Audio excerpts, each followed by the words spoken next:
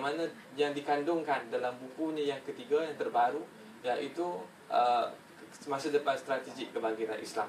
Maka tanpa melengahkan masa lagi, marilah sama-sama kita mendengar dan berikan perhatian sepenuhnya ke atas ucapan yang diberikan oleh sarjana yang baru balik daripada Barcelona pada minggu lepas.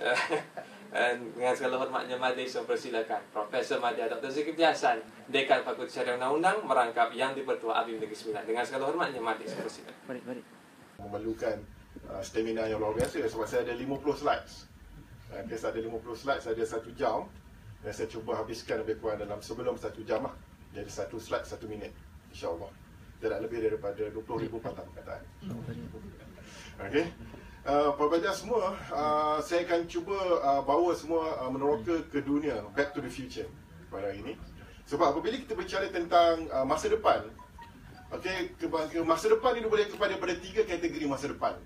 Dan kebanyakannya orang Islam akan jatuh dalam kategori masa depan yang tidak strategik. Jadi, masa depan yang pertama adalah dipanggil use future, iaitu kita hanya menggunakan masa depan, masa yang lampau dan meneruskan saja kelangsungan daripada masa lampau. Jadi kita hanya menunggu-nunggu apakah yang akan berlaku di masa hadapan. Yang ini biasa orang Islam buat. Yang orang Islam sentiasa menunggu dan tidak membuat apa-apa. Yang kedua dipanggil accidental future. Accidental future ni adalah masa depan yang kalau accident dia yang baik, dia akan jadi baik. Accident tak baik, dia akan jadi tidak baik. Maknanya hanya bergantung kepada accidental future. Tetapi hari ini kita tak mahu bincang tentang use future dan accidental future. Kita mahu membincangkan tentang masa depan yang strategik, iaitu strategic future. Yang itu di mana masa depan itu kita corakkan dan kita cipta masa depan itu sendiri. Bagaimana ini yang telah difirmankan oleh Allah SWT, yang juga telah dianjurkan oleh Rasulullah SAW. Saya ingin memetik sebuah hadis, sepotong hadis yang kebanyakannya ramai yang mengambil konteks yang tidak betul apabila membicarakan masa depan. Apabila Rasulullah SAW pernah berbicara, apabila pernah bersabda yang telah diriwayatkan oleh Abu Hurairah, Rasulullah SAW bersabda, okay, Inna Allah yab'asu li hadhihi al-ummah ala ra'si kulli mi'ati sanah man yujaddidu laha dinaha. Hadis ini berbicara tentang apa? Hadis ini diriwayatkan Abu Daud ini berbicara tentang setiap 100 tahun Allah akan hantar seorang mujaddid. Allah akan hantar seorang mujaddid yang akan memperbaharui agamanya. Maka orang Islam pun memahami bahawa kita pun menunggulah lahirnya mujaddid setiap 100 tahun. Tetapi hadis ini sebenarnya ia merupakan the notion ataupun anjuran daripada Prophet, daripada Rasulullah SAW untuk kita berbicara bagaimana untuk membentuk masa depan dan melahirkan mujaddid-mujaddid. Bukannya kita menunggu mujaddid turun daripada langit, tetapi kita sudah mempunyai perancangan masa depan dari segi aspek pendidikan untuk melahirkan mujaddid-mujaddid. Siapa yang pernah baca buku tentang The Renewal ini, ada satu PhD thesis di United Kingdom yang membincangkan tentang konsep mujaddid ini. Beliau menulis bahawa sebenarnya konsep mujaddid ini barangkali dalam setiap 100 tahun itu akan ada lebih seorang mujaddid. Dan mujaddid ini juga bukanlah daripada seorang individu, kemungkinan ianya merupakan institusi. Jadi mujaddid dalam bentuk yang lain adalah kita mesti menjadikan hadis ini sebagai salah satu daripada inspirasi untuk gagasan untuk kita melahirkan mujaddid-mujaddid. Bukanlah kita menunggu-nunggu kebangkitan Islam itu. Okay? Dan yang kedua, okay, hari ini apabila kita bicara tentang masa depan, okay, apa yang berlaku pada hari di dunia Islam ialah kita kerap kali sentiasa beremosi dengan kegemilangan lampau. Saya beri analogi, apabila kita ingin memandu di dalam sebuah kereta, apabila kita ingin ke masa hadapan, kita hanya melihat kegemilangan lampau sekali-sekala sahaja. Mana apa yang paling penting adalah windscreen, iaitu kita melihat ke masa depan untuk kita sampai ke destinasi. Kadang-kadang kita akan tengok side mirror, kadang-kadang kita akan tengok ke belakang. Tetapi apa yang berlaku hari ini apabila kita berbicara tentang masa depan, kita akan sentiasa beremosi, bersentimental dengan kegemilangan lampau. Ya, jadi apa kita nak hari ini adalah kita sebuah kereta, kita akan pandang ke hadapan dan kita hanya kadang-kala melihat ke belakang. Jadi saya akan teruskan pada ini. Sila fasten your seat belt. Okay, tali pasang dari pinggang keledar. Kita akan meneroka masa hadapan satu persatu, insyaAllah. Okey, alright. Ini merupakan buku-buku saya yang boleh dibaca. Ya. Ada yang boleh online, ada yang perlu dibeli. Okay. Ada yang akan dapat hadiah lah ini. Ya.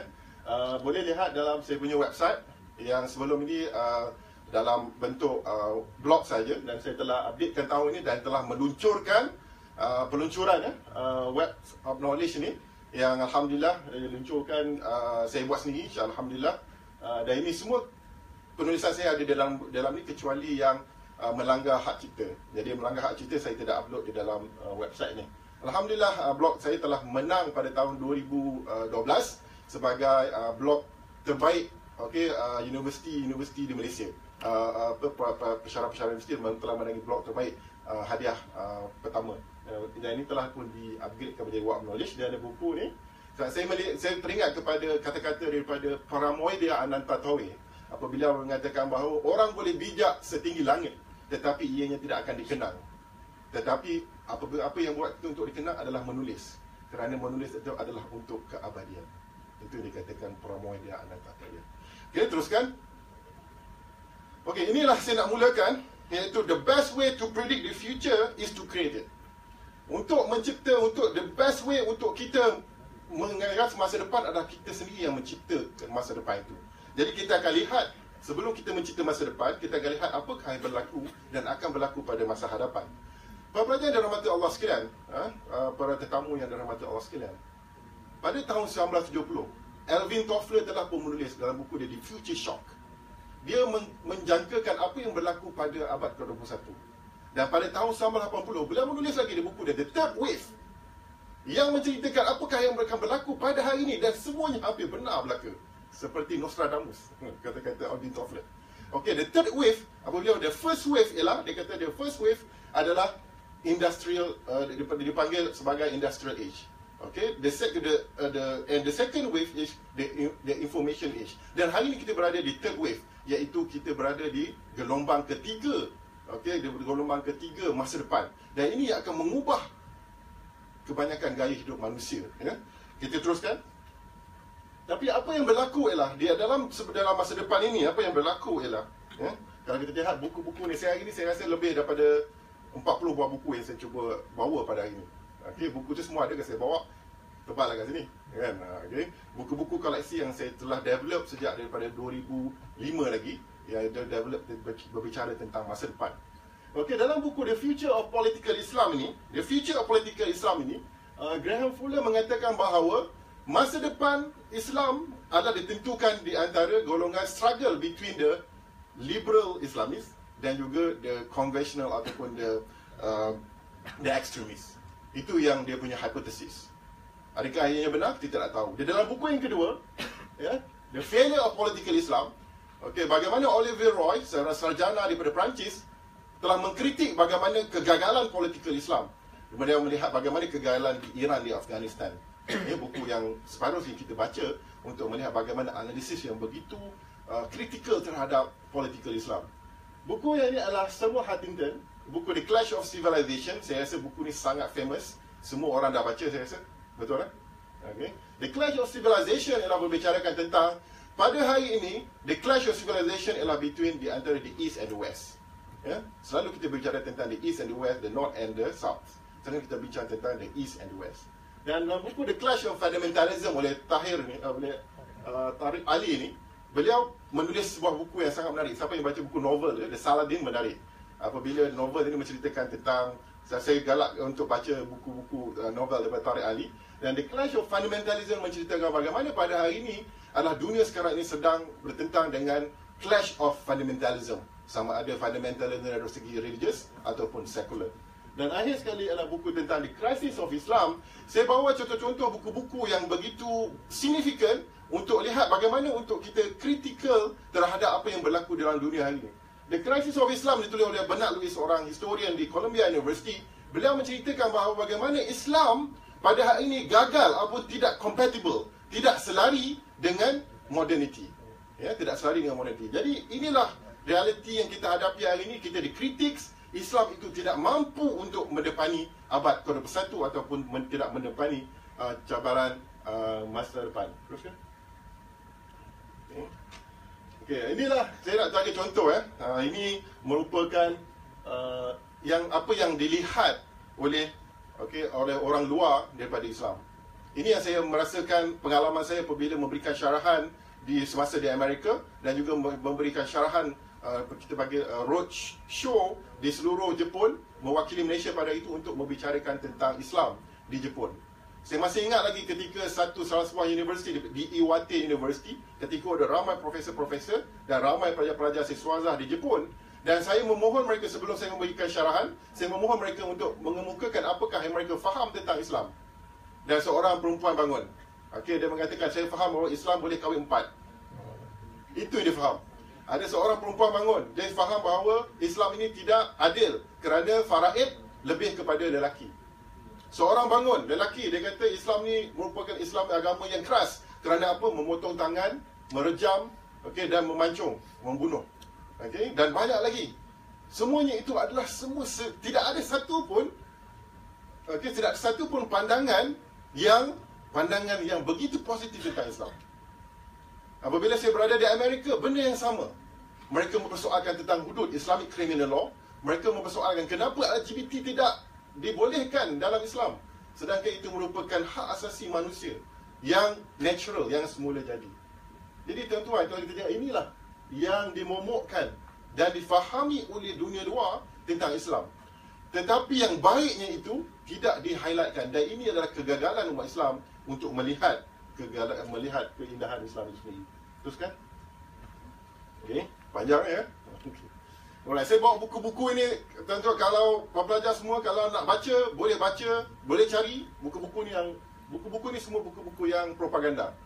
Okey, yang melihat bagaimana Islam itu sebagai sesuatu yang tidak rahmah, Islam itu sebagai sesuatu yang ekstrim, Islam itu sebagai sesuatu yang cenderung kepada keganasan.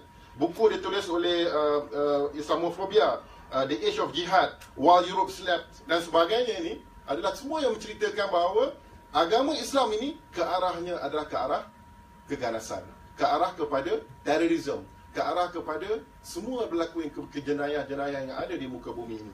Jadi kita lihat lagi seterusnya, inilah yang daripada buku tadi, inilah yang dilihat oleh orang luar. Bagaimana orang luar kita lihat kita sama saja. Sebagai seorang Islam, itulah dia. Sama you ada Syiah ataupun sebagainya. Tetapi orang kita melihat ada yang Wahabi, ada Wali Sunnah wal Jamaah, ada yang liberal, okay? Ada yang Muslim enough, ada yang candidate for hell, ada I'm holier than thou. Dan inilah yang berlaku. Sedangkan orang luar memang dia tengok kita sama. Tetapi kita berlaku konflik dan krisis identiti di kalangan orang Islam, melihat ada pelbagai mazhab, pelbagai fahaman, dan akhirnya fahaman-fahaman inilah mencetuskan imej yang tidak baik kepada dunia, kepada orang bukan Islam, dan seterusnya kepada masyarakat dunia. Teruskan. Okey, hadirin dan hadirat yang rahmati Allah sekalian, ini kita lihat ini yang berlaku di dalam dunia Islam pada hari ini. Kalau tuan-tuan baca buku The God Crucible yang ditulis oleh David Levering Lewis, dia seorang historian yang dipanggil one of the greatest American historian yang masih hidup di New York University pada hari ini. Okey, beliau menulis tentang bahawa pada zaman kegemilangan Islam, orang Eropah berhijrah ke dunia Islam, ke wilayah Islam untuk menuntut ilmu, untuk mendapatkan kekayaan, untuk mendapatkan pengalaman pada waktu itu. Diberitakan Cordova pada waktu itu memiliki ratusan ribu manuskrip yang tidak boleh ditandingi oleh mana-mana perpustakaan yang ada di Eropah. Dan beliau mengatakan bahawa kegemilangan Eropah adalah akibat daripada sumbangan dunia Islam. Tapi hari ini apa yang berubah? Orang Islam berhijrah ke Eropah. Ini merupakan, kita lihat bagaimana seluruh dunia Islam cuba berhijrah ke Eropah. Daripada Afrika, sekarang ni daripada Afrika terus berhijrah ke France, ke Germans, ke Belgium, dan beberapa negara yang lain. Kita lihat bagaimana kenapa mereka tak berhijrah ke Saudi? Kenapa mereka tidak berhijrah ke orang Syiah? Kenapa mereka tak berhijrah ke Iran? Kenapa? Kita pun pelik. Sedangkan saudara se-Islam, tetapi semuanya berhijrah dan dikatakan, direkodkan bahawa ramai yang meninggal dunia ataupun mati dalam perjalanan. Ya, baru-baru ni kita jemput saudara kita daripada Jamalullah, daripada Kitchen Calais, Perancis, yang membuka dapur untuk imigran daripada Syria. Beliau katakan dia ada lebih kurang dalam, terpaksa memasak lebih kurang untuk 5,000 imigran sehari. Okey, 5,000, dan ianya semakin banyak, dan akhirnya okey, kerajaan otoriti Perancis bakar dan telah pun meletakkan mereka di tempat-tempat yang lain. Sebab apa? Sebab orang Islam mencari kerahmatan di dunia bukan Islam. Sebab apa? Sudah pastinya ada sesuatu yang berlaku di dunia Islam. Okey, teruskan. Okey, ini juga berlaku di yang tadi itu di Afrika dan juga di Middle East. Ini kita lihat bagaimana pula di Southeast Asia.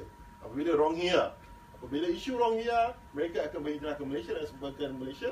Dan inilah sehingga hari ini mereka tidak mendapat apa-apa pembelaan daripada mana-mana institusi yang benar-benar membela mereka.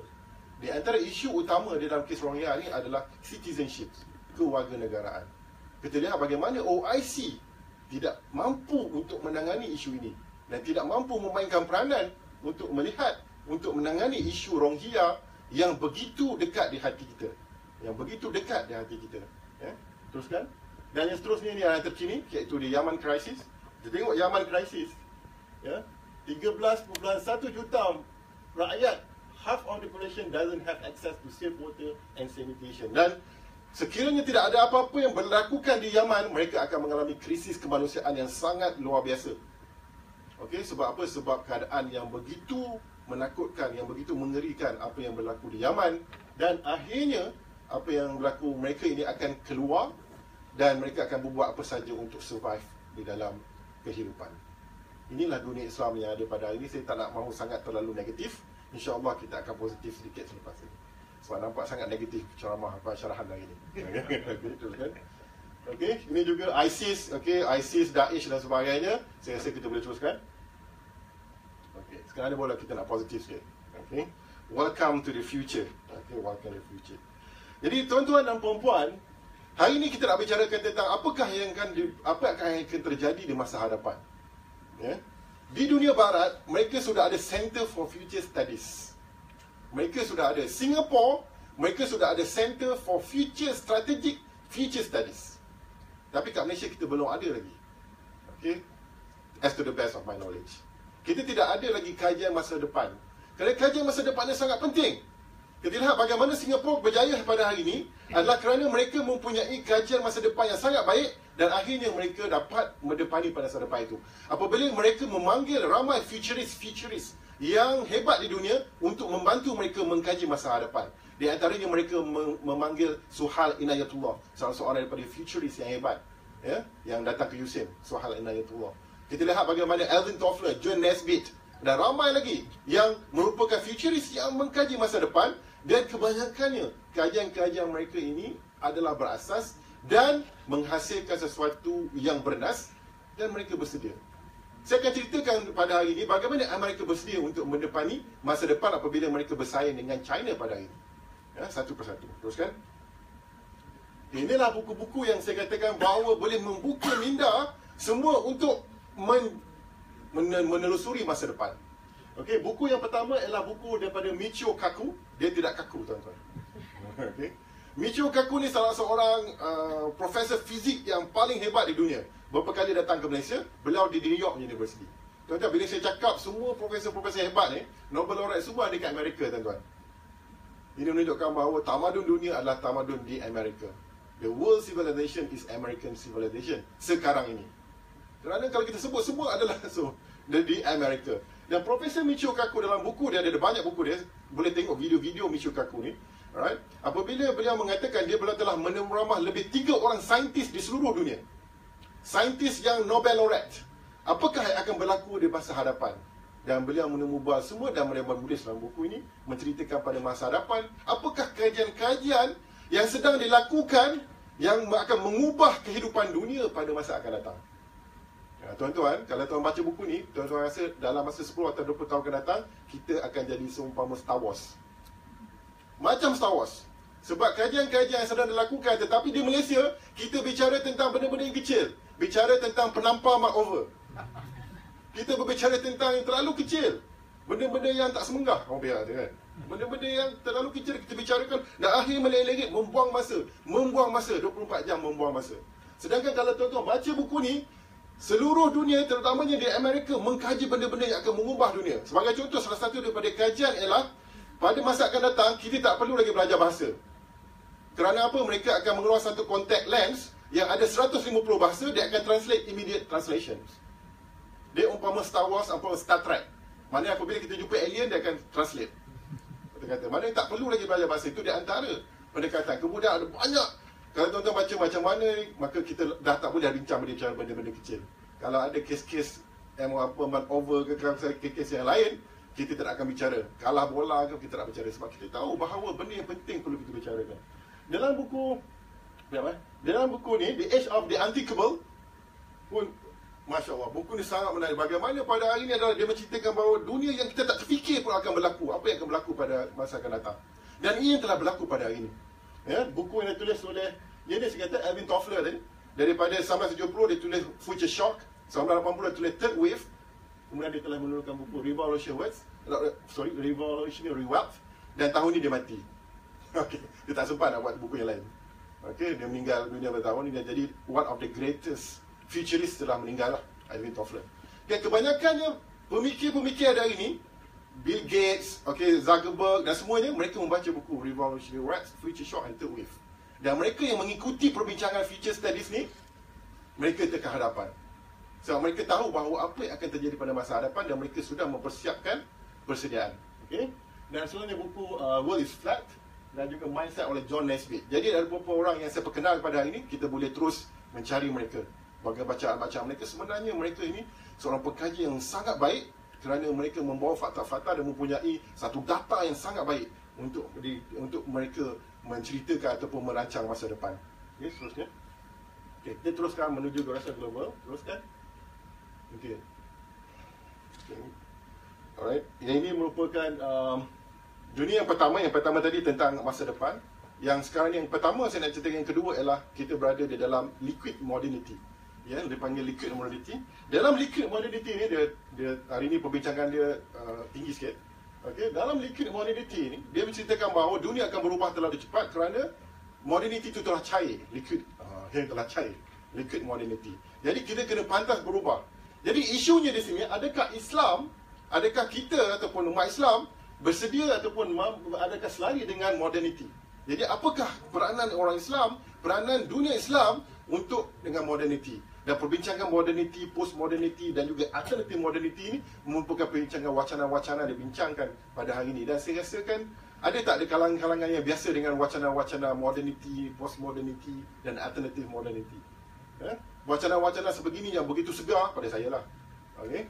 Yang pada segar begitu, ya kita perlu lihat bagaimana kita perlu membicarakan aspek-aspek ini. Kerana kalau siapa yang membaca buku The Impossible State yang ditulis oleh Profesor Wa'il Halak, kebetulan semasa di US saya berjiran dengan Profesor Wa'il Halak, selalu berguru dengan dia lah, bertalaki dengan beliau, dan menceritakan bahawa sebenarnya negara Islam itu tidak compatible dengan modernity. Begitu kontroversi sekali tajuk buku beliau, The Impossible State.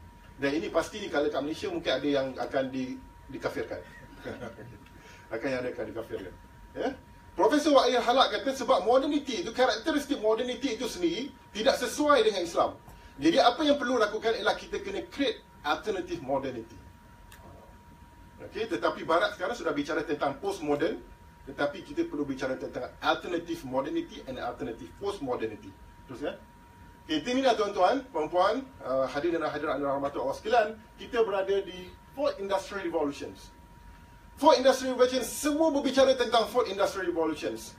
World Economic Forums telah membicarakan tema dalam World Economic Forums tahun ini membicarakan tentang the 4 Industrial Revolutions. Kita tak ada dengar lagi dalam surat khabar, dalam apa-apa perbincangan, dalam Facebook berbicara tentang, kita tengah berbicara, berwacana, berdiskusi tentang 4 Industrial Revolutions. 4 Industrial Revolution akan mengubah gaya kehidupan manusia secara significant. Kita akan lihat bagaimana ia akan mengubah dari segi aspek ekonomi, akan mengubah dari segi pemikiran, akan mengubah dari segi aspek pemakanan, akan mengubah dari segi aspek kehidupan, kesihatan dan sebagainya. kerana aspek daripada gabungan daripada artificial intelligence dan juga physical cyber relation itu akan mengubah kehidupan manusia secara signifikan. Dan saya akan bicarakan tentang aspek-aspek yang akan berubah ini dalam kehidupan. Dan adakah umat Islam bersedia? Adakah gerakan Islam bersedia? Ataupun gerakan Islam hanya setakat hanya mahu berbicara tentang hudud, atau mahu berbicara tentang sentuh batas air sembahyang, ataupun berbicara tentang benda yang kecil-kecil, sedangkan kita hanya berbicara tentang masa depan akan yang berlaku pada masa akan datang. Teruskan. Inilah buku yang saya katakan wajib baca, tentang The Fourth Industrial Revolution, yang ditulis oleh Klaus Schwab. Apabila beliau menulis, dia merupakan CEO World Economic Forums. Dia bicarakan bagaimana ada aspek buruk dan aspek baik daripada Fourth Industrial Revolution yang saya akan kongsikan sedikit masa lagi, dan kemudian saya akan ceritakan apakah yang boleh berlaku yang disediakan oleh orang Islam ataupun orang Islam. Teruskan. Tuan-tuan, inilah dunia pada hari ini. Pada sebelum ini, syarikat-syarikat yang terbesar dan menikmati mendominasi adalah syarikat-syarikat dipanggil commodity heaven, iaitu mereka yang memegang komoditi seperti Shell, Esso, Petronas, BP dan sebagainya. Pada hari ini kita tengok apa terjadi pada Petronas. Petronas nak tutup di Sudan, Petronas nak tutup ke tempat. Kita tengok bagaimana syarikat-syarikat oil and gas yang lain. Ini bermakna berlakunya revolusi. Sebagai contoh, jika dulu syarikat dikatakan pada masa akan datang banyak syarikat-syarikat kereta yang pada hari ini akan tutup. Kerana apa? Kerana ada Tesla. Siapa tahu Tesla?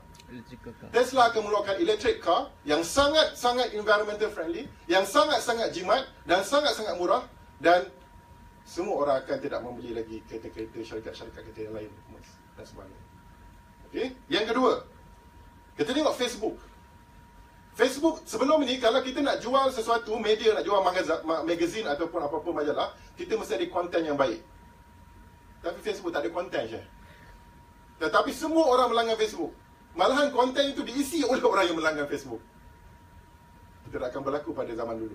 Yang kedua, kita tengok Airbnb. Airbnb adalah the biggest hotel company in the world yang tidak ada hotel. Airbnb tidak ada hotel. Semuanya adalah hotel-hotel orang lain. Tetapi dia adalah the biggest hotel company in the world. Seterusnya, Uber. Uber is the biggest taxi company in the world. Tapi tak ada taksi satu pun. Tak ada taksi satu pun. Bagaimana dunia akan datang? Kita tengok bagaimana dulu ada banyak lagi yang semasa saya di New York, ada satu bisnes dia apa tahu? Bisnes dia menjual nombor dia beratur. Dekat New York, semua orang akan gila tentang teater dan juga performance. Jadi orang akan beratur 1 km, 2 km. Jadi dia dapat idea, dia buat satu dalam website, dia pergi hantar dalam dia punya team, pergi beratur awal. Kemudian dia jual dalam internet nombor-nombor tersebut. Dan nombor-nombor ini dipackagekan. Nombor ini dipackagekan, datang dengan dia boleh jaga beg tersebut, boleh, dan ini di antara yang paling menguntungkan di New York. Maknanya itu dia berubah. Jadi dunia akan berubah pada hari akan datang. Opportunity akan berubah pada hari akan datang. Apakah kita bersedia pada masa akan datang? Teruskan. Inilah yang kita katakan dipanggil digital economy, ataupun dipanggil the value of the digital economy. Pada masa akan datang, kita akan bicara tentang digital economy. Innovation yang akan menentukan kita sustain ataupun tidak. Apa yang dikatakan sebagai digital economy, apa yang dikatakan sebagai innovation, sebagai contoh, sekiranya kita tidak innovate setiap hari, kita akan dikalahkan.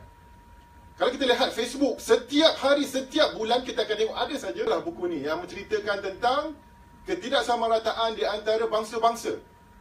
Dan yang lebih menarik di antara ataupun intra-bangsa itu sangat besar. Dan yang lebih besar adalah golongan Cina. Kita katakan bahawa Cina lebih kaya, tetapi the gap di antara Cina kaya dengan Cina miskin sangat besar.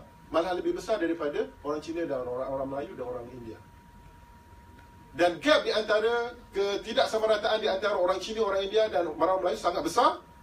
Dari segi pendidikan, dari segi ekonomi, dari segi pemilikan harta.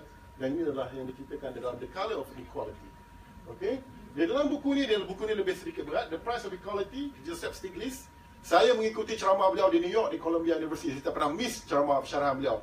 Di antara orang yang saya sangat kagum, pandangan dia, dan juga tentang buku The Great Divide oleh Joseph Stiglitz, salah seorang pemegang Nobel Laureate Ekonomi dunia yang begitu tersohor dan signifikan sekali.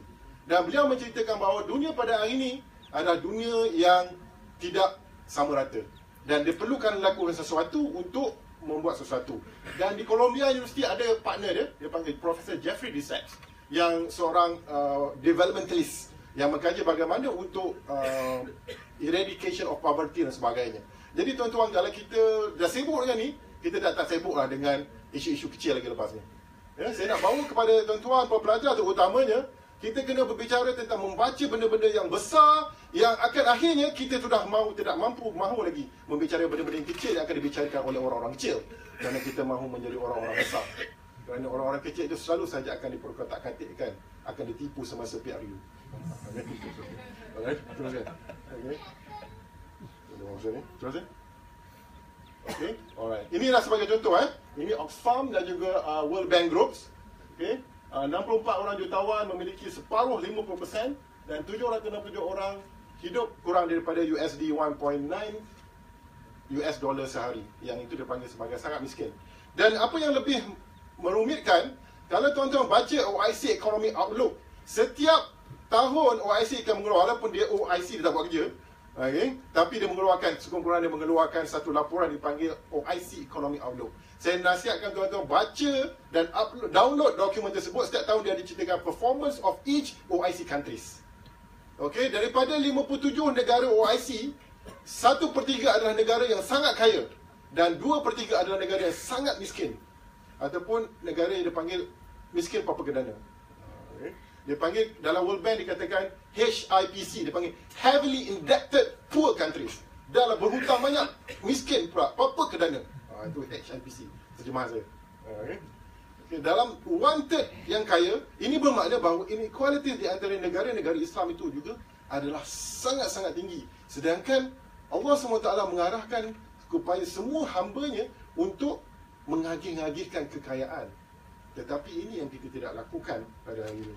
Okey, yang tidak lakukan. Teruskan. Okey, apakah cabaran yang akan dihadapi pada masa depan? Para pelajar sekalian, yang saya rasa yang senior-senior ni dah tak risau sangat dah. Tapi risau pada anak-anak dia lah. Okay, the future of jobs. Dikatakan bagaimana sebanyak 2 bilion pekerjaan akan hilang pada tahun 2030. Yang dia baca buku dia, Reid Hoffman. The future of jobs. Dan kita telah merasakan pada hari ini. Kita telah rasakan hari ini apabila saya sebagai penasihat bank, kita dengar bahawa banyak bank dah tutup cawangan-cawangannya di seluruh Malaysia. Ratusan ribu pekerja dibuang. Sebab apa? Sebab apa tuan-tuan? Boleh saya bagi contoh? Sebab apa? Sebab teknologi. Sebab tak memerlukan lagi orang bekerja. Sebab orang bekerja dia banyak cuti. Okay? Dan banyak perasaan. Kalau robot dia tak ada perasaan, dia boleh terus bekerja. Sebagai contoh, dalam sistem institusi kewangan, mereka sudah ada fintech. Fintech ni bermakna tidak perlu ada cawangan, perlu semua dalam online. Jadi semua pekerja dibuang. Puluhan ribu CIMB dibuang, Maybank dan sekarang semua. Sebab apa? Bukan mereka tidak untung, tetapi mereka kata bahawa sekiranya mereka tidak bersedia untuk membuang ni, mereka tidak boleh lagi bersaing dengan mana-mana. Kerana fintech, finance teknologi ini akan mendominasi pada masa akan datang. Dan sekarang ni setelah mereka buang pekerja, mereka gunakan kos ini untuk melabur, untuk membangunkan sistem teknologi mereka. Berapa banyak sekarang tengok Intel membuang ratusan pekerja di Penang. Intel. Ya? Dan kalau kita tengok setiap tahun, kita boleh, siapa pelajar, kita boleh monitor kadar pengangguran yang di Malaysia. Termasuk kadar pengangguran di kalangan pengangguran. Tengok dalam Kementerian Sumber Manusia, statistik. Ya? Ianya semakin meningkat daripada, dia akan keluar setiap 3 bulan. Quarterly intervals. Dan kita tengok trend itu semakin meningkat, semakin meningkat, semakin meningkat. Dan apakah yang akan kita bersedia tak kita untuk melakukan? Sebab dikatakan di OIC country ada lebih 1,000 belia yang ada di OIC countries. Dan kadar pengangguran di OIC countries average dia lebih kurang dalam 30%. Kadar pengangguran sangat tinggi. Apa akan berlaku pada dunia Islam sekiranya kita tidak menyediakan peluang pekerjaan kepada generasi-generasi ini? Jadi teruskan. Inilah pekerjaan-pekerjaan masa akan datang, tuan-tuan. Ya, pekerjaan kita tak fikir. Di antaranya ialah space clinicians. Okay, kita tengok bagaimana dia kata dia panggil kita tengok robotik kita tengok yang itu asteroid miner. Okay, kita tengok bagaimana inilah kalau tuan-tuan nak kerja, nak fikirkan masa depan, generasi masa depan, even negara ataupun universiti, mereka kena fikirkan apakah ini the future of jobs. Itu di Fakulti Syariah Undang-Undang kita dah mula dah untuk membicarakan benda-benda aspek ini. Walaupun Fakulti Undang-Undang, Syariah dan Undang-Undang, tapi kita dah start bicara tentang the future of jobs. Sebab saya merasakan bahawa akan datang even lawyers pun tak ada kerja. Okay, even lawyers tak ada kerja. Di Amerika ada satu company dia panggil IBM Watson. IBM Watson ini telah pun mendevelop satu software, satu sistem yang boleh beri legal advice kepada semua orang. Dan accuracy dia adalah 70 to 80% accuracy legal advice. Maknanya 10% lawyer tak perlu dia akan datang. Tuan-tuan, 10% tak perlu. Dan ada IBM Watson ni sekarang ni sedang develop, dia panggil develop untuk ada diagnose cancer. Dan ia hanya lebih baik daripada doktor lagi, diagnose cancer. Dan accuracy dia adalah tinggi. Doktor pun mungkin berkurangan, terutamanya nurse. Okay? Dan inilah kepada masa akan depan, pada masa akan datang. Okay? Profesor Michio Kaku yang saya sebut tadi, pada masa akan datang, kerja-kerja yang manufacturing, kerja-kerja accounting pun akan diganti dengan robots. Sebab sudah ada sistem yang akan mengira dengan lebih baik daripada manusia. Sekarang ni pun kalau siapa yang bekerja di banks, ataupun even pusat zakat pun, semua dah sistem yang bekerja, betul tak? Semua kita key in saja. Okay? Dah tak perlu lagi ada accountant. Tuan-tuan, accountant pun tak ada kerja lagi. Dan apa kita nak kerja sebenarnya? Berdakwah ya, tuan-tuan. Berdakwah, tuan-tuan. Okay, berdakwah.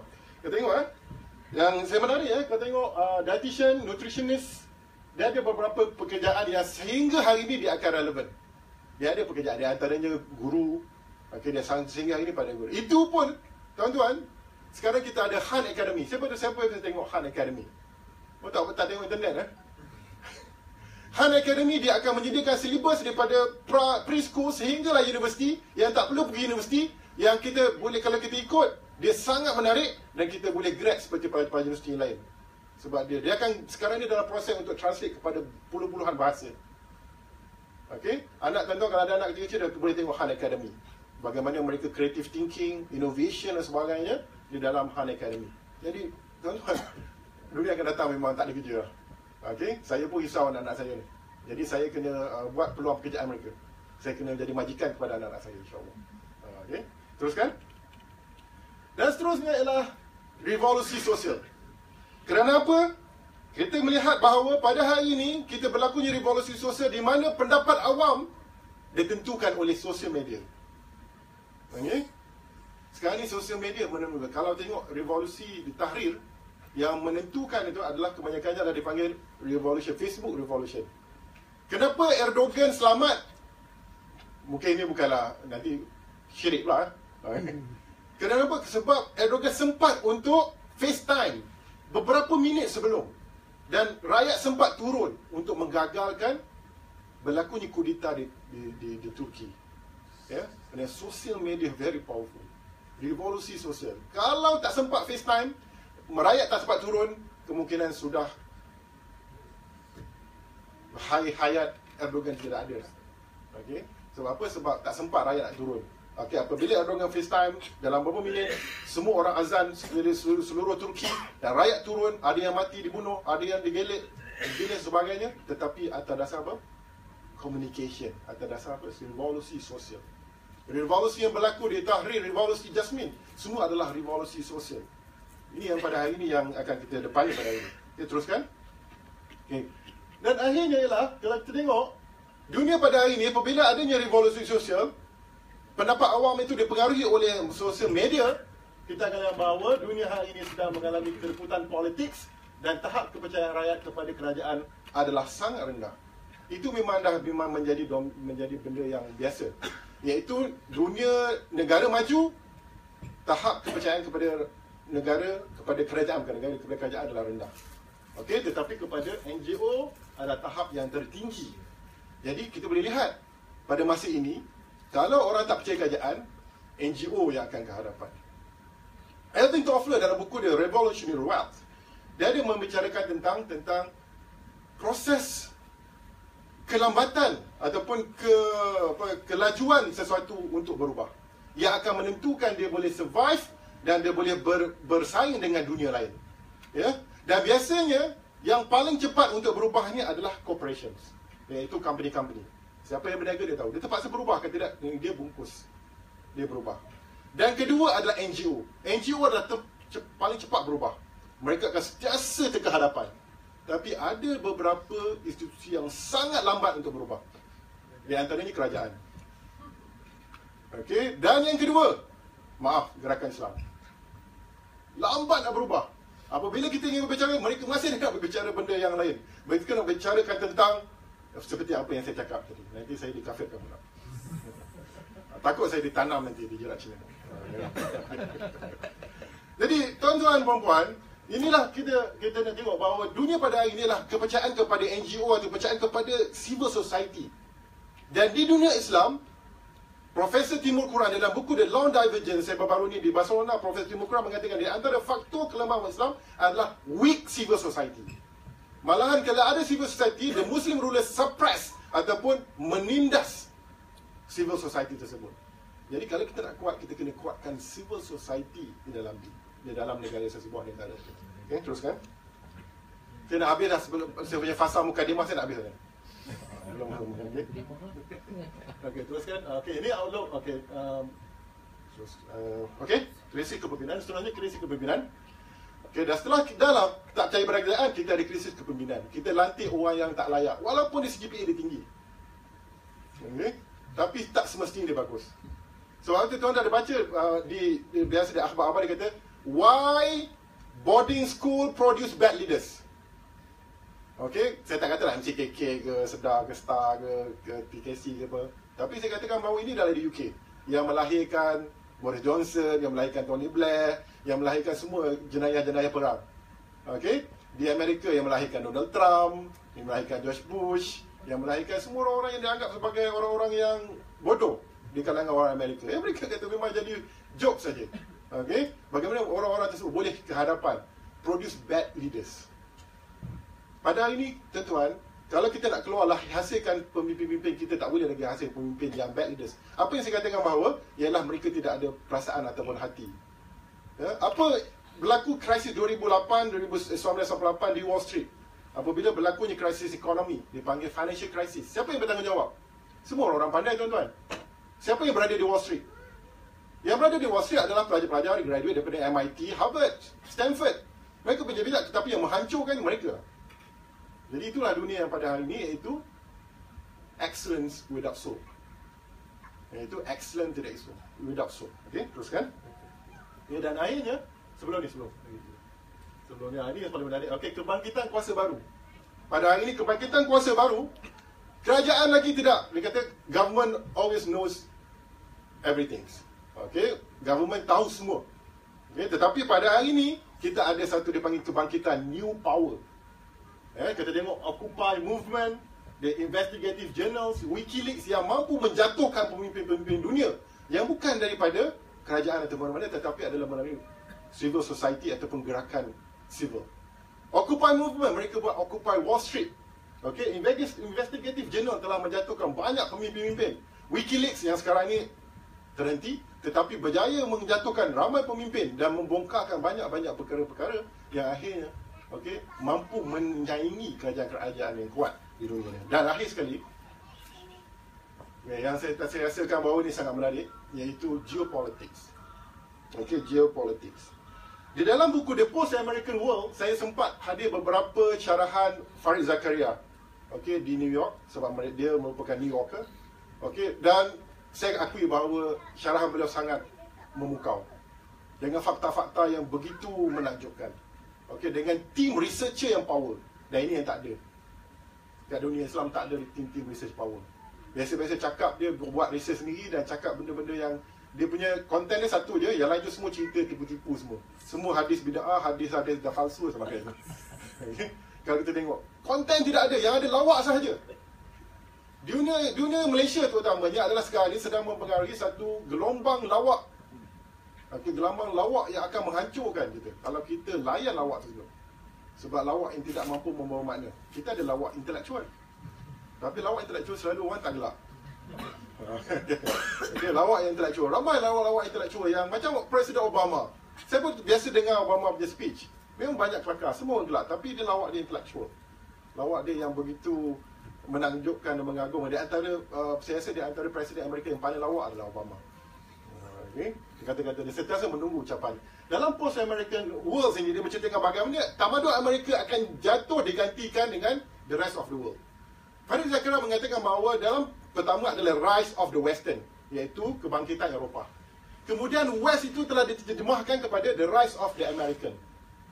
Benda sekarang ini adalah the rise of the rest of the world. Okey, bagaimana rest of the world, China, India, Brazil, South Africa, Russia akan mampu menyaingi Amerika. Dan adakah di mana kita pada waktu itu kita kena membuat pilihan? Okey, Prime Minister Najib Tun Razak sekarang sudah pergi ke China. Okey, untuk melihat ataupun memilih Amerika ataupun memilih apa-apa, kita kena bersedia. Kerana apa yang berlaku sekarang ini adalah dipanggil redefining territories in the world. Adakah kita bersama siapa? Dan kita perlu melihat aspek ini. Dan adakah 21st century ini akan didominasi oleh China? Ini menarik. Siapa yang berbicara tentang, siapa yang pergi geopolitik, mereka akan berbicara tentang ini. Sebab dulu mereka berbicara tentang BRICS, iaitu Brazil, Rusia, India and China, and satu South Africa. Tetapi sekarang ni semua yang bermasalah kecuali China. South Africa sekarang bermasalah, Rusia pun bermasalah, Brazil sekarang ni bermasalah ekonomi dia. China sekarang ni yang terus momentum. Saya akan ceritakan bagaimana China untuk terus momentum. Dan dikatakan pada 2030 China akan menjadi the largest economy in the world, akan beat Amerika. Kerana Amerika dia telah beat British pada 100 tahun yang lalu. Okey, dan selepas itu China akan beat Amerika. Dan dalam buku Profesor Michio Kaku, dia tanya salah seorang profesor fizik di Princeton University. Dia tanya kepada Princeton University, dia tanya kenapa Amerika menguasai dunia mengalahkan British. Apakah sebabnya? Dan profesor lupa, profesor itu mengatakan bahawa apabila bermulanya orang-orang cerdik pandai di sesebuah negara itu tidak lagi concentrate kepada science and technology, kepada dipanggil pure science and technology. Apabila ramai di Britain pada waktu itu, semua orang cerdik pandai pergi ke arah mengadakan finance, terlibat dalam finance. Dan ini yang berlaku di Amerika. Pada bagaimana orang cerdik pandai di Amerika sekarang ni, semua sudah pergi specialize dalam bidang finance. Dan itulah profesor tersebut mengatakan bahawa itu adalah satu signal kejatuhan Amerika. Signal kejatuhan Amerika. Okey, teruskan. Ini yang saya nak cerita tuan-tuan. Kalau para pelajar semua tak tahu, kita memang terbelakang. Dia panggil obor. Bukan obor Olimpik, tetapi One Belt, One Road.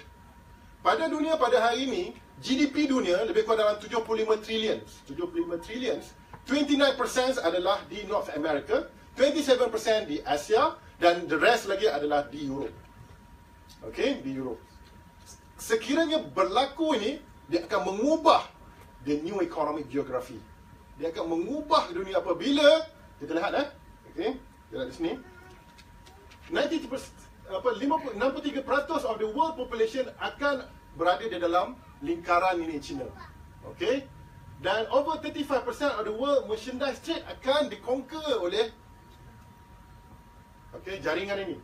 Dan around 30% of the world GDP. Jadi sebelum ini Asia lebih kurang dalam 27%, sekarang ni 30%. Jadi US ada 29%, mereka akan beat US. Dan dunia pada tahun akan datang pastinya akan didominasi oleh China. Dan kita lihat bagaimana reach out 48% of the Belt and Road population within 5 hours. Ianya melibatkan berapa kos dia? Ianya melibatkan lebih kurang 60 negara dan lebih kurang 8 trilion kos. Inilah semua meleleh-leleh nak tengok, nak dapatkan benda ni. Ya, untuk jaringan. Dan kita pun termasuk. Ya, termasuk di dalam jaringan ini. Sekiranya siap, kita boleh merantau ke Venice, Itali melalui jaringan ini. Okey, yang ini maritime, bawah ni maritime, yang atas tu ada jaringan dipanggil One Belt, One Road. Jadi dunia akan berubah, tuan-tuan. Okay, dunia akan berubah, adakah kita bersedia? Okay. Selepas ni siapa nak backpacker senang daripada Malaysia terus sampai ke Eropah. dalam masa 99 hari ataupun dalam masa 5 jam. Okey, yang mana ni? Okey, tuan-tuan. Jadi seterusnya kita nak tengok peluang dan cabaran. Saya rasa saya ada masa dalam 15 minit lagi. Okey, sebelum habis. Okey, dunia peluang dan cabaran, saya akan laju lah sebab terus kita akan laju kan. Okay, walaupun berbagai negatif tadi, kita lihat bahawa Islam akan bangkit. Kita tak boleh nafikan bahawa apa pun Islam akan bangkit. Kita mesti mengakui, tetapi adakah kita di antara orang yang dipilih oleh Allah SWT untuk bersama dengan kebangkitan itu? Okey, kita lihat Muslims daripada 23%, mereka akan menjadi 29%. Okey, Kristian dia tidak akan ada perbezaan dari segi penambahan umat. Jadi tak payah risau sangatlah kalau ada orang buat buku saya kan. Ada orang buat buku, okey, kata kita pun risau pergi report polis. Tak perlu risau sangat. Sebab insya-Allah, okey, kita akan lihat bahawa dunia Islam akan terus. Dan memang sepanjang sejarah kita tak pernah lagi beat orang Kristian dari segi populasi. Pernah satu ketika itu berlakunya wabak penyakit, kita pernah pada satu ketika. Tetapi Islam satu hari nanti kita akan sangat 23% to 29%. The fastest growing religions. Okey, itu merupakan peluang kita. Okey, yang kedua, teruskan. Peluang kita ialah kalau kita lihat seluruh dunia, orang Islam adalah orang muda. Okey, kalau kita pergi Jerman, pergi mana-mana negara, kebanyakan average umur mereka 40 ke atas. Bukanlah saya katakan 40 ke atas ni dah tak boleh guna. Okey, tetapi golongan muda mereka inovasi dan mereka lebih bertenaga dan mereka boleh memberikan banyak perubahan yang berlaku. Tengok negara-negara yang tu, negara-negara Islam kebanyakan negara-negara Islam ni 18, 26, 18, 15. Jadi kalau negara-negara maju 36 semuanya dah tua-tua. Macam saya. Okey. Saya pun dah 40 dah tahun ni. Belum lagi tahun depan. Bulan depan. Okey. Teruskan. Jadi yang seterusnya natural resources. Kita terlalu banyak natural resources yang kita rugikan. Seterusnya. Okey. Data. Kita ada banyak data. Okey. Antara kekurangan generasi awal dulu, kenapa kita selalu salahkan generasi awal, mereka ni gagal apa? Sebenarnya kita tak boleh salahkan. Generasi awal politik Islam, mereka tidak punya data. Mereka hanya bereksperimen. Apabila untuk menembuhkan negara Islam, mereka bereksperimen saja sebab mereka tak ada data untuk menentukan apakah bentuk negara yang perlu. Tetapi sekarang kita sudah merdeka dan kita sudah punya data. Apakah bentuk negara yang kita perlukan? Kita sudah ada tahu apakah sistem politik, apakah sistem ekonomi, dan kita tidak boleh ada excuse lagi. Sebab apa? Kita sudah punya data yang untuk menentukan masa depan pada masa akan datang. Maksudnya, kita ada jaringan komunikasi yang begitu luar biasa. Jadi tuan-tuan tengok, okey, 98,000 untuk tweets, 695,000 status update every 60 second. Bayangkan tuan-tuan kalau kita berdakwah. Ya, kalau kita berdakwah ni tuan-tuan, setiap saat kita berdakwah, berjuta sampai berantai dia punya pahala sampai ke akhirat. Okey, sebab apa? Tapi kalau dosa pun sama kan? Okey, kalau setiap orang fitnah dia punya dosa dia pun sama berantai. Okey? Mana yang nak tengok Okey, tapi teruskan. Tuan-tuan, apakah masalah dunia Islam? Masalah dunia Islam sebab lambat. Itu je. Lambat. Okey, dalam buku The Long Divergence, tuan-tuan baca buku ni. The Long Divergence, buku ni sangat kritikal. Ramai tak setuju buku ni. Ramai tak setuju. Profesor ekonomi, profesor ramai tak setuju buku The Long Divergence. Dia sangat kritikal. Tapi saya merasakan bahawa banyak kebenaran. Sebab Profesor Timur Quran ni, dia menulis 10 jilid buku tentang sejarah Osmaniyah berdasarkan daripada rekod-rekod yang ditulis semasa khalifah dulu. 10 jilid. Jadi berdasarkan daripada rekod-rekod khalifah pada zaman dulu. Daripada rekod-rekod itu, beliau tengok bahawa bermulanya kejatuhan Osmaniyah berdasarkan daripada rekod-rekod itu pun sudah tahu. Rekod-rekod semasa zaman kegemilangan Osmaniyah, rekod yang sangat sempurna dari segi penyediaannya. Apabila beliau melihat bahawa rekod-rekod yang hampir hancur, yang teruk tu, itulah mulanya kejatuhan. Kita boleh tengok daripada situ saja. Dan Profesor Timur Quran mengatakan bahawa di antara kenapa Timur Tengah gagal untuk moden, gagal untuk bangun, kerana lambat mereka untuk berubah mendepani masa depan pada waktu itu. Iaitu mereka tidak punya satu konsep corporations yang mampu untuk at a big scale, yang mampu menyaingi orang Eropah. Dan akhirnya gagal. Itu lambat. Dalam buku ni, Muslim Civilizations, di antara hipotesis pertama dia katakan bahawa political legitimacy. Apa yang menjadi masalah kepada dunia Islam hari ini adalah political legitimacy. Iaitu sebenarnya mereka yang mentadbir dan mengurus, mereka tidak ada legitimasi daripada segi politik. Sebenarnya itu adalah pseudo legitimacy, iaitu legitimasi yang tak. Ini selaras dengan siapa yang baca Freedom House Index. Siapa baca tengok Freedom House Index yang menyatakan demokrasi index. Daripada 57 negara Islam, 44 yang demokrasi itu adalah kebanyakan adalah pseudo demokrasi, iaitu demokrasi yang tipu sahaja. Malaysia pun dikategorikan sebagai demokrasi yang tidak berapa betul. Okey, dan dunia Islam yang mungkin demokrasinya adalah yang diiktiraf adalah Indonesia setakat. Okey, Indonesia. Jadi buku ni kalau tuan-tuan baca, dalam buku ini dia menggunakan konsep Ibn Khaldun, iaitu menggunakan konsep civilization untuk membangunkan semula. Dalam konsep ini adalah dia mengatakan bahawa ada dua, iaitu civil pathway dan juga commercial pathway, iaitu menggunakan elemen trust untuk membangunkan Islam. Jadi saya tak boleh terangkan lah, mungkin satu semester untuk terangkan. Okey, saya ada beberapa slide lagi. Okay. Ini nak saya ceritakan. Kita nak bangunkan, tapi kalau kita tengok dia memang kita tak bangun kot dalam 10 tahun, 20 tahun akan datang. Kan nak bandingkan. Sebab saya, reality lah tuan-tuan. Okey, kita tengok reality. World literacy rate, iaitu kecelikan huruf, dia punya average 84%. Okey, 775 juta adalah illiterate adults, dan dalam 10 negara, 5 adalah negara Islam. Afghanistan literacy rate dia hanya 28%. Okey, Bangladesh hanya 56%. Malaysia tinggi. Malaysia lebih kurang dalam hampir 100%, 98%. Indonesia 90%. Saudi Arabia yang begitu, tanah Mekah dan sebagainya, kita tengok hanya 86%. Maknanya masih ramai lagi yang buta huruf. Macam mana nak cerita kebangkitan kalau benda ni pun tak buat, iaitu baca pun tak boleh. Okey, dari segi aspek tengok, more than half of the females are illiterates.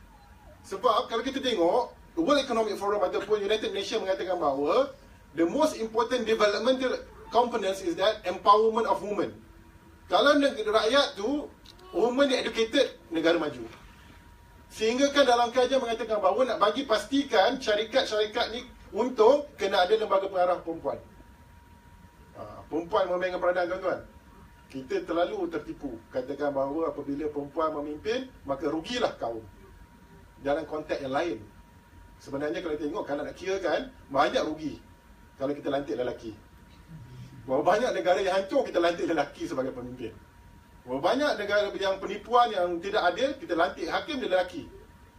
Kan? Jadi kita salahkan perempuan je selalu. Benda yang tak betul kan? Jadi yang terusnya kita tengok tertiary education. Sebab apa? Kalau nak tengok correlation di antara negara maju dengan negara bukan maju, adalah dari segi rakyat yang ada mempunyai peluang untuk menyambung pengajian di universiti. Okey? Dan di antara yang tertinggi di dunia adalah Korea, paling tinggi. Jadi kita tengok Korea, negara dia sangat maju sebab peratusan tinggi rakyat dia mempunyai. Kita tengok level enrollment ratio, developed nation range from 50%, Muslim countries 3.3%. Malaysia alhamdulillah pada 39%, di antara yang terbaik, di antara yang terburuk dalam negara Islam. Okey. Tengok tuan-tuan, saya nak cerita. Afghanistan hanya 3.3%, Pakistan hanya 5.2%. Bayangkan berapa juta Pakistan tu, hanya 5% saja yang mempunyai enrollment access to tertiary education. Macam mana kita nak cerita kebangkitan kalau 5% je yang educated, yang betul-betul highly educated? Kan? Macam mana?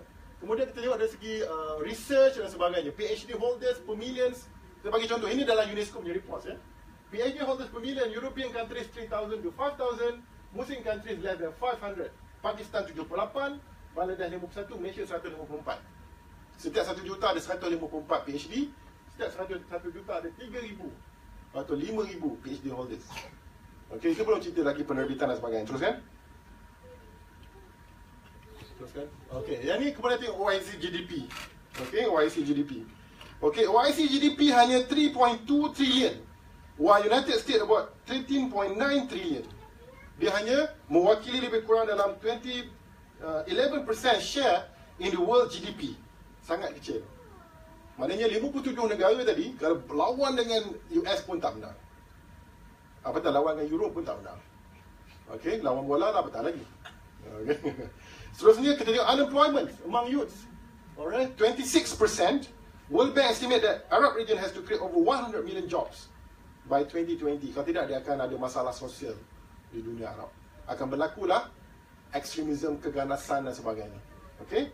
The OIC country account for only 2.1 of the world total gross domestic expenditure, okay, ni, on research and development. Okay, 8.8% of the total, okay, R&D of the developing countries. 2.1%. Lawan dengan China pun tak boleh lawan. Lawan dengan Korea pun kalah. Okay, dari segi expenditure. Kalau tuan-tuan baca report bajet setut negara, terutamanya negara-negara kaya, apakah yang mereka spend dalam dia punya national budget? Kalau Malaysia, kita banyak pergi kepada Jabatan Perdana Menteri.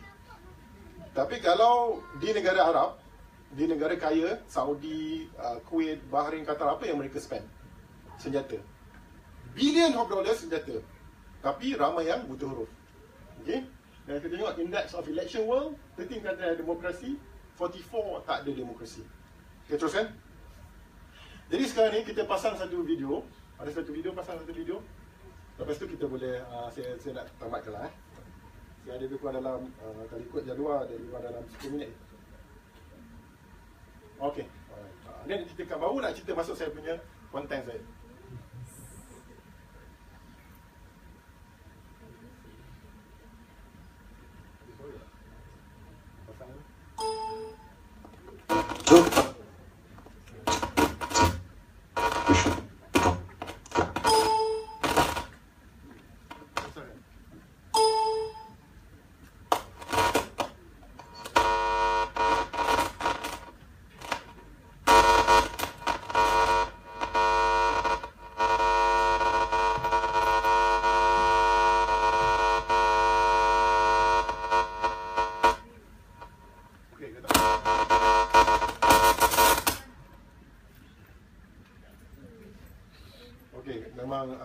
Susah, jangan percaya pada teknologi lah.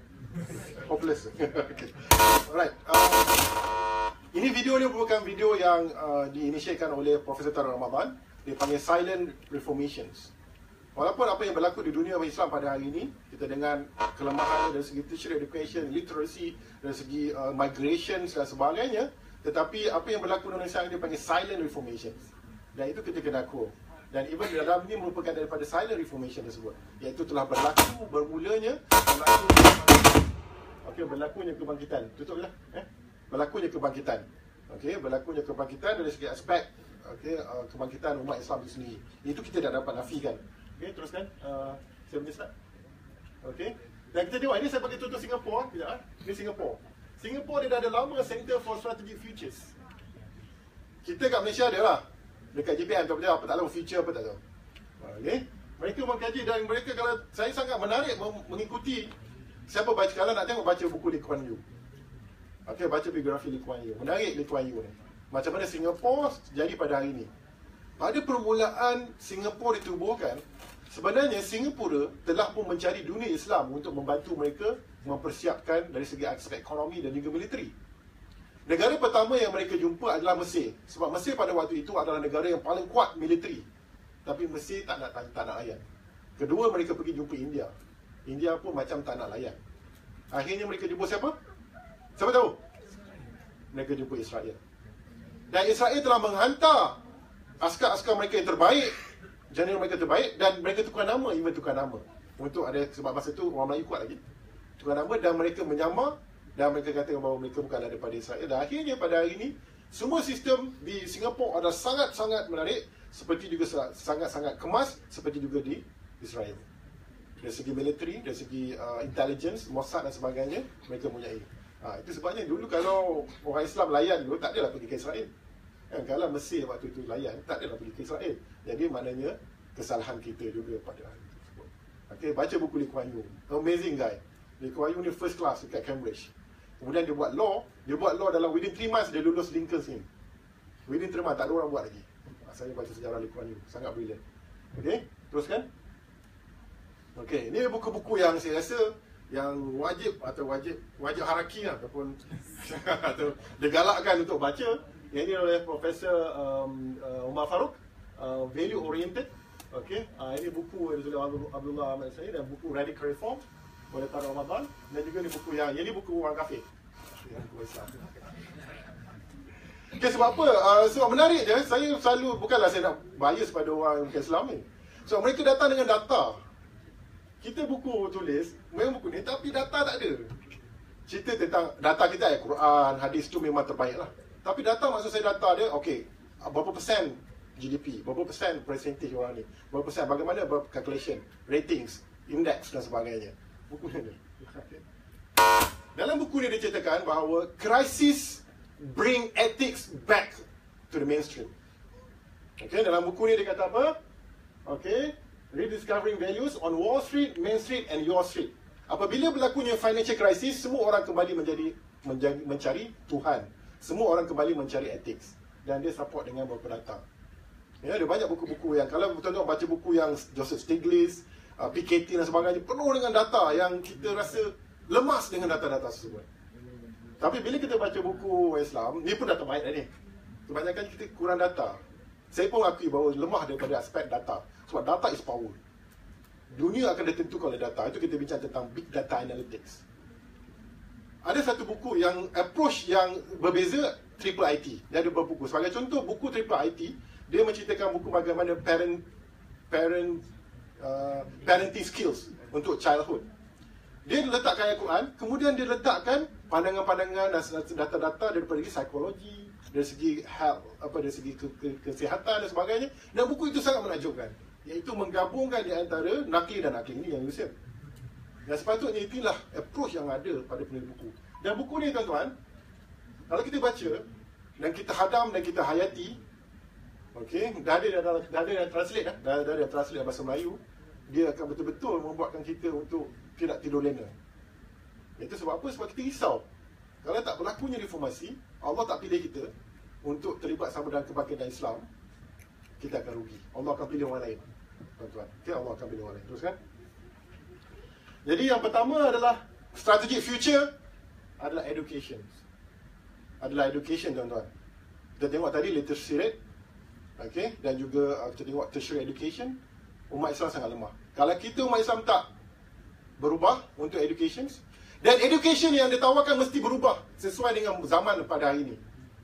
Sebab kita ada flexible education, kita ada lifelong learning education, kita ada digital education, kita ada talent management dan sebagainya. Ini buku-buku yang betul-betul membuka minda bagaimana pada hari ini kita boleh menyediakan education bukan sahaja dari segi aspek sekolah dan sebagai education yang menggunakan digital education.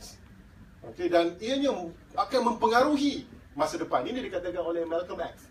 Education is our passport to the future, for tomorrow belongs to the people who prepare for it today.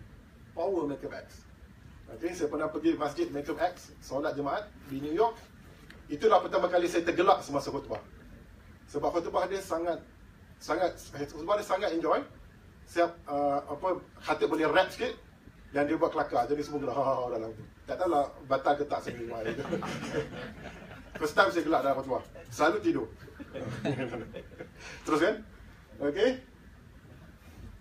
Terus okey, ini biasalah kalau siapa baca Paulo Freire, maknanya wajib baca tentang bagaimana aspek ni, tajuk ni. Dia kata education doesn't change the world, education doesn't change the people. Tapi dia tak baru. Dalam Quran dah kata kan, innallaha la yughayyiru ma biqaumin hatta yughayyiru ma bi anfusihim.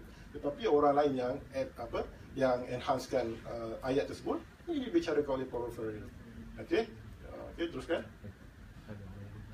Alright, dan ini saya rasakan, saya pernah dalam Pesta Buku Antarabangsa baru ni, saya pernah berbicara tentang wanita.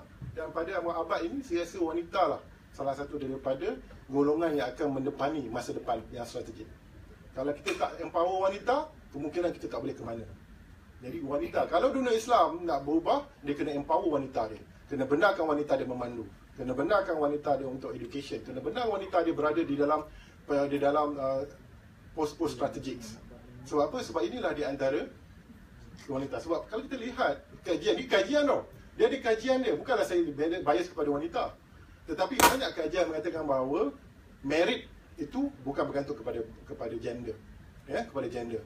Ketika tuan-tuan tengok, Angela Merkel sebagai Chancellor of Germany, dia merupakan PhD scientist dalam bidang chemistry yang di antara diiktiraf sebagai saintis kemuka dunia. Kalau tuan-tuan baca the list of the most powerful women in the world, kalau tengok sekarang ini top saintis kebanyakannya adalah wanita. Kemana lelaki tak tahu. Okey, lelaki yang terbaik mungkin ada dalam ni je. Yang lain tu mungkin sudah pupus. Okey, jadi Kofi Annan kata apa? Memang the empowerment of women is the tool for development. Itu Profesor Yunus, siapa tahu Profesor Yunus, Graham Banks, dia bagi hanya, dia punya financing tu, duit dia tolong microfinance, bagi pada wanita saja. Dia tak bagi pada lelaki. Nampak macam bias lah. Tapi sebab apa? Sebab dia dah tengok trust dia, orang perempuan ni bila bayar hutang. Orang lelaki belum tentu. Ya, teruskan. Saya nak habiskan lah sebab dah sejam lah. Okay, teruskan. Okey, jadi saya nak ceritakan bahawa untuk bangkit trauma strategik, kita kena kenal generasi generasi hari ini. Selalu kita tak kenal generasi hari ini. Selalunya orang-orang lama, dia akan membuat sesuatu tu ikut generasi dia. Perasaan, okey tu. Tetapi kita kena lihat bahawa generasi dia ada dia punya ciri-ciri ni. Okey, ciri-ciri dia berdasarkan senior. Ini cikgu Mus lah. Cikgu Mus lah. Okay, Gen X, Gen Y dan Gen Z. Sekarang ni dia ada Gen Alpha dan juga sekarang ni Gen Alpha. Okay, dan kita lihat inilah. Jadi kalau kebangkitan Islam, NGO Islam ataupun mana-mana institusi Islam, universiti Islam, negara Islam, kita kena faham generasi itu dan sentuh hati mereka. Sentuh hati mereka. Sebab soal hati itu sangat penting. Saya pernah ingat lagi apabila saya berdialog dengan Dr. Abdul Rahman. Okay, Abdul Rahman daripada US, yang pemilik Lariba. Dia sendiri mengatakan bahawa, dia kata apa, sebab dia berdakwah di sana, dia mengatakan bahawa Islamic movement is extremely good in touching the heart of the poor people. Dia kata bagus sangat menyentuh hati orang-orang miskin, but extremely bad in touching the heart of the rich people. Dia kata sangat buruk, tak bagus untuk menyentuh hati-hati orang kaya. Akhirnya berlakulah konfrontasi. Maknanya kita kena menyentuh hati-hati generasi-generasi muda, menyentuh hati-hati orang kaya untuk maju ke hadapan. Bukan lagi NGO Islam seperti Abdi, Mikram semua, kita tak boleh sentuh hati-hati orang miskin je. Kita sentuh dia. Tetapi orang kaya, Bukhari, Vincent Tan, Ananda Krishnan, sentuh hati-hati mereka. Okay, mana tahu? Teruskan. Okey, ini merupakan pada dunia hari ini kita rasakan bahawa jangan bincang benda lain, selalu kita bincang tentang Islamic State dan sebagainya. Saya merasakan bahawa berhentilah membicarakan tentang, bukan saya kata berhenti untuk bicara tentang konsep negara Islam, tetapi kita perlu meneruskan bicara yang lebih luas lagi. Kita tak ada bicara tentang khalifah, ya kita boleh bicara tentang khalifah, tetapi realiti dunia ini kita perlu menghentikan seketika untuk membuatkan prioriti yang lebih jauh lagi. Jadi kalau tuan-tuan tengok buku ni, The State do not go to heaven. Sangat menarik buku ni. Dia kata negara tu tak pergi syurga, yang pergi orang Islam, yang pergi orang, bukan dunia. Jadi tak, dia kritik tentang konsep of Islamic State. The Impossible State ni lagi kontroversi. Okay, dia kata Islamic State does not compatible with the modernity. Okay, Democracy After the Arab Spring dan juga The End of History. Dan akhirnya hipotesis yang dibuat oleh Francis Fukuyama, saya pernah hadir beberapa kali talk dia di Harvard. Okay, Francis Fukuyama yang menarik di Harvard ni, dia punya bedah buku dia dekat kedai buku. Yang bedah buku dia Francis Fukuyama, Karen Armstrong, okay, semua power. Kita bedah buku kita lah, sebab yang power tak nak bedah buku. Okay, Francis Fukuyama kata bahawa the end of history, apa yang dikatakan the end of history ialah pemikiran manusia akan berakhir dalam liberal demokrasi.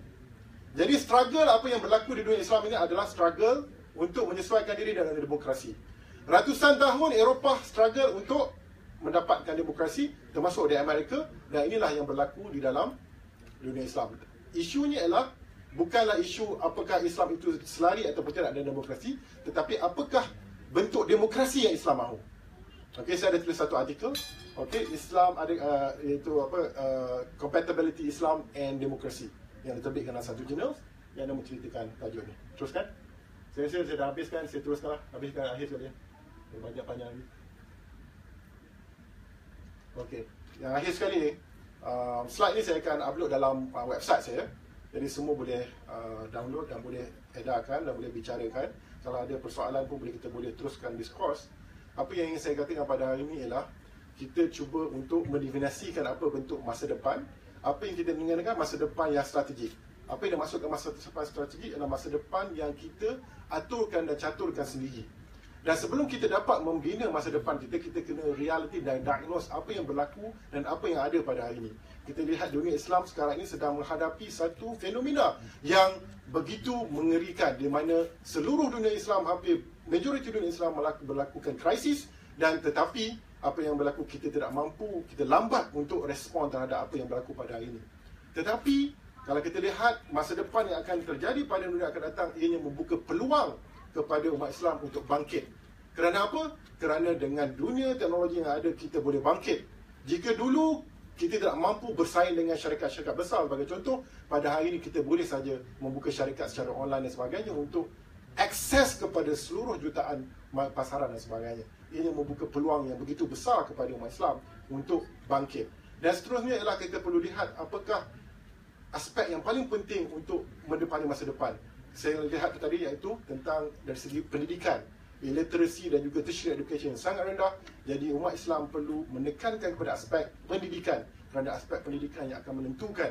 Dan aspek pendidikan ini perlu disokong dengan aspek politics, kerana politik ini akan mencaturkan sama ada pendidikan ini akan dapat ditawarkan dalam bentuk yang lebih fleksibel ataupun tidak. Dan politik sini kita lihat kepada bentuk sistem negara yang ada pada hari ini, dan saya merasakan bahawa isu demokrasi itu tidak ada isu, tetapi apa yang lebih penting adalah untuk memastikan bahawa demokrasi yang kita ada adalah selaras dengan Islam. Dengan itu saya mohon maaf di atas segala kekurangan. Wabillahi taufiq wal hidayah. Assalamualaikum warahmatullahi wabarakatuh.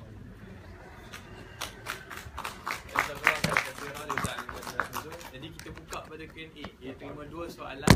Jadi saya boleh tanya soalan kepada panel kita pada hari ini. Silakan. Kita buka. Kita buka soalan Okey. Silakan. Assalamualaikum warahmatullahi wabarakatuh. Saya Johan daripada Fakulti Ekonomi. Dan doktor bagi dalam kuliah dalam sana tadi doktor banyak pasal civil society ataupun buku-buku yang ditulis oleh banyak western thinker. Tak ke ada satu argument orang kata banyak western thinker, Muslim western thinker, dia orang cuba nak bagi penyelesaian tentang konsep Islam dan demokrasi atau modernity, tapi tanpa sedar dia orang serve west. So soalan. Okay, good. Soalan. Very good. Okay, Itu je? Okay, alright. Kita jawab terus ni. Boleh? Saya nak jawab terus pun boleh? Okay, Faizal. Saya bagi dua.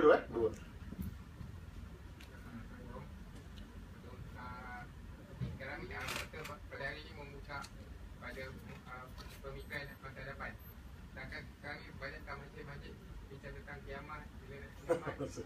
Jadi bagaimana, adakah benda itu harus diubah ataupun ada masa yang sama kita benda yang sama, masa depan dan masa akhirat. Okey. Terima kasih Zara. Okey, soalan yang pertama tadi sangat menarik, iaitu apabila kita banyak rujuk kepada western thinkers, dia adalah serve the west. Okey. Ia mengingatkan saya perjumpaan dengan ramai intelektual di barat lah, termasuk juga di dunia Islam.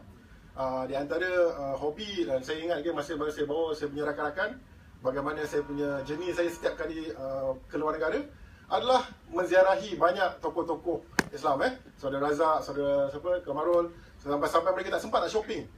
Okay, sebab sentiasa je berdiskusi dengan berat-berat dan selalu je berkhilaf pandangan-pandangan. Jumpa dengan tokoh ni macam ni, jumpa dengan tokoh ni macam ni kan. Jadi saya masih ingat perjumpaan di antaranya adalah dengan Triple IT, dengan Prof. Datuk Dr. Syam, dengan Taha Jabir Alawani dan sebagainya. Mereka ni Al-Azhar, Syekh. Mereka ni daripada master, PhD, semua Al-Azhar. Tapi bila kita jumpa mereka, kita tanya, kenapa lepas tu kita beritahu bahawa kita hantar pelajar kita ke Al-Azhar dan belajar di Mesir. Mereka, baik saya hantar ke Malaysia.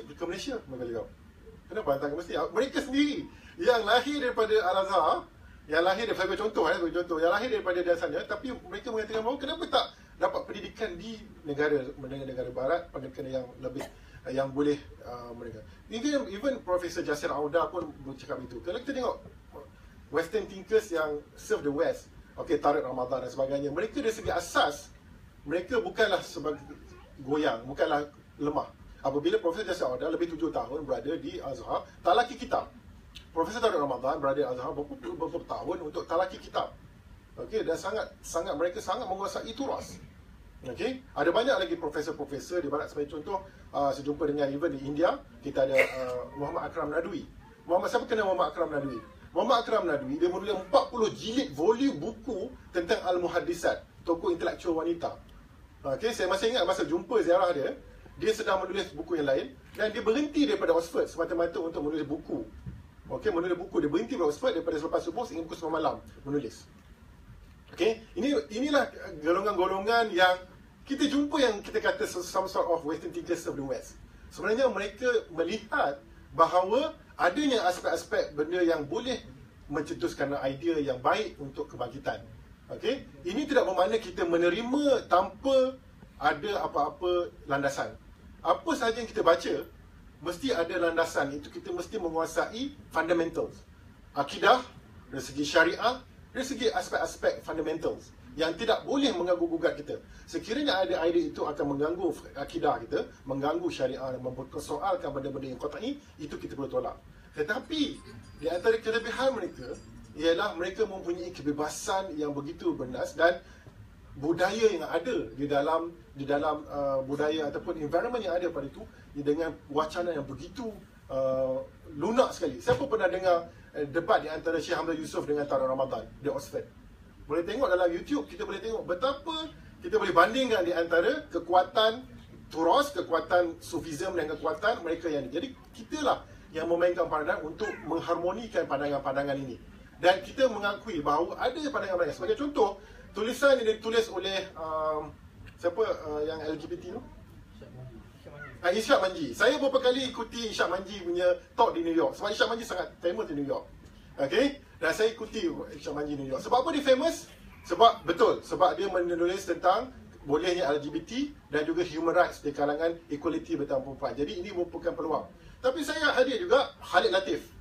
Hadir juga orang-orang lain yang betul-betul power sama tetapi tidak famous. Sebab apa? Dia tidak membawa idea-idea ni. Jadi kita boleh pilih sendirilah. Kita boleh pilih sendiri idea ni boleh diterima ataupun tidak. Okey, soalan daripada Faizal. Ini di masjid, sebenarnya ramai orang dah kritik kan masjid, tapi sebenarnya di masjid ni ada beberapa mitos yang perlu dibuang, iaitu di masjid tak boleh bercakap tentang hal dunia. Itu kita kena, benda tu kita kena tak tepi dulu. Maknanya kalau macam tu, zaman Rasulullah banyak hal dunia di masjid. Okey, jadi itu satu. Jadi kemudian perempuan tak boleh bawa masuk masjid. Itu pun satu kena tak tepi. Yang ketiga ialah orang kafir tak boleh masuk masjid. Sebab apa? Orang kafir ni dia umpama ada haid. Itu pandangan lah. Okey, jadi pun itu dulu. Itu yang ketiga, Faizal. Kena letak ke tepi mitos-mitos tersebut. Jadi apa yang perlu pada hari ini ialah perlunya satu transformasi masjid. Iaitu bukan saja membicarakan tentang aspek-aspek fardhu ain ini kita teruskan, tetapi ada perbincangan topik-topik yang begitu mendasar yang mengubah pemikiran ahli-ahli Korea itu sendiri. Ada satu kajian yang dibuat di Amerika mengkaji tentang khutbah Jumaat. Adakah khutbah Jumaat ni mampu mengubah socio-dimension sesebuah masyarakat itu? Dia pun kajilah khutbah ni. Rupanya khutbah ni sepanjangnya cerita tentang fardu ain je. Jadi masyarakat kat situ tak berapa berubah. Ada satu khutbah masyarakat dia mengkaji macam-macam ada. Dalam khutbah dia ada cerita tentang ekonomi dunia, ada cerita tentang tu. Masyarakat tu sangat-sangat dinamik. Jadi tuan-tuan dan puan-puan, masjid kita perlukan perubahan. Kita perlu ada satu transformasi masa depan strategik untuk masjid, insya-Allah. Sebab apa? Sebab masjid sebenarnya pada zaman Rasulullah SAW, para sahabat, masjid adalah tempat segala-galanya. Masjid merupakan one-stop center. Dan ianya perlu berubah supaya tidak lagi membicarakan tentang perkara-perkara tersebut sahaja, tetapi memberikan pada sebagai salah satu daripada pusat ke masyarakat untuk menjadi ejen perubah dalam masyarakat. Okey, terima kasih. Betul, ada satu soalan.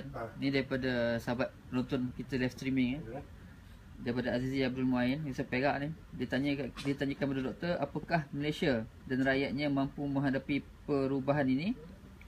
Kerana seringkali kita dilihat ketinggalan dalam isu ni. Okay. Soalan. Terima kasih saudara Azizi daripada Perak.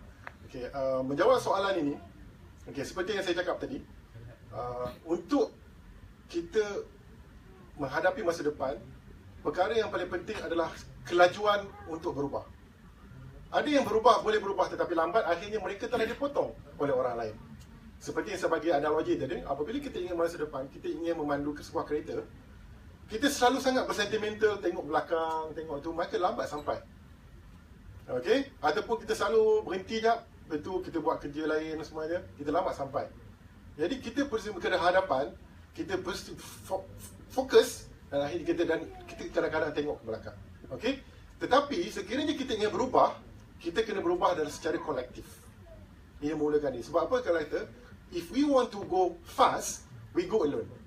But if we want to go far, we have to go together. Secara jemaah. Jadi kalau kita nak memandu jauh ni, nak sampai ke Itali tadi, one belt, one road tadi, obor tadi, kalau kita mandu seorang memang tak sampai, penat. Tertidur, kadang-kadang insiden, mati dulu. Tapi kalau kita ramai-ramai, kita akan dapat mengganding bahu, menggunakan perkara, kita akan sampai jauh. Jadi dari konteks Malaysia, sebenarnya kita sudah ada silent reformation, perubahan. Yang kita tidak boleh lagi menunggu institusi yang akan berubah. Maknanya civil society sudah boleh memulakan perubahan itu. Dan kita merasakan bahawa kita sudah ramai yang ingin berubah. Tetapi isunya di sini adalah kelajuan perubahan itu. Adakah kita hanya ingin lambat ataupun setakat 100 km sejam ataupun 200 km sejam? Kita perlu melihat dari segi perubahan. Dan perubahan ini kita dapat lihat dari segi aspek civil society movement di Malaysia. Civil society movement di Malaysia adalah semakin hari semakin baik, dan akhirnya apabila kekuatan civil society ini mendominasi dan mempengaruhi, dan akhirnya kerajaan akan tunduk kepada desakan-desakan pressure group daripada civil society yang kukuh. Dan akhirnya oleh kerana civil society yang kukuh dan kita bersedia berubah, akhirnya kerajaan tidak boleh lagi kerajaan yang besar. Kita punya civil society sudah mampu berdikari, maka pada waktu itu kita tidak lagi bergantung harap kepada kerajaan, tetapi mandiri yang mampu melakukan perubahan dengan segala apa yang ada pada hari ini. Alright? Okay, ada soalan lagi? Kesimpulan. Okey.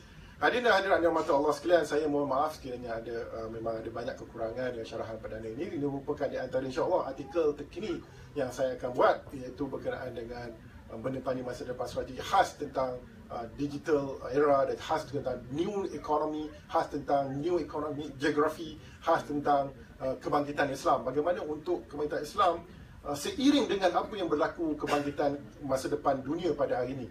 Sebab saya melihatnya ini secara dengan rendah diri dan kelemahan saya sendiri, bahawa tidak ada, saya menunggu, sekarang siapa yang PAS minta maaf saya menunggu perbicaraan bicara besar ini di dalam muktamar PAS. Kan? Tetapi kita dengar apa yang muktamar PAS kata, saya pun tak tahu.